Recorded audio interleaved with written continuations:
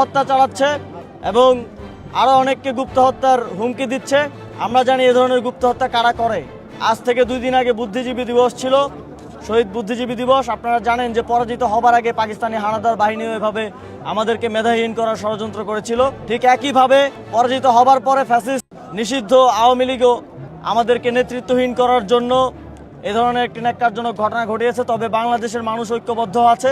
এই ঐক্যের মাধ্যমেই আমরা মনে করি বাংলাদেশের মুক্তি সম্ভব এবং সামনের দিনে এ ধরনের কোনো ফ্যাসিবাদী শক্তি আমাদেরকে কোনো ধরনের ভয় দেখাতে পারবে না। আমার মনে হয় যে সরকারের আইনশৃঙ্খলা পরিস্থিতি নিয়ন্ত্রণে আরও তৎপর হওয়া উচিত। বিশেষ করে যখন একটি নির্বাচনের তফসিল ঘোষণা হচ্ছে, তারা ডেভিল হান্ট ফেজ 2 শুরু করেছে। তবে এটা আমরা যে কোনো নির্বাচনের সময় দেখেছি, যে কোনো কেয়ারটেকার গভর্নমেন্টের সময়ও দেখেছি যে নির্বাচনের তফসিল ঘোষণার আগেই যত সন্ত্রাসী মাফিয়া এবং গ্যাংস্টাররা আছে তাদেরকে জেলখানায় রেখে গ্রেফতার অভিযানের মাধ্যমে নির্বাচনের দিকে যাওয়া হয়। কেননা তারা বাইরে থাকলে এই ধরনের অপ্রত্যাশিত ঘটনা, এই ধরনের ঘটনা আরও ঘটার সম্ভাবনা থাকে।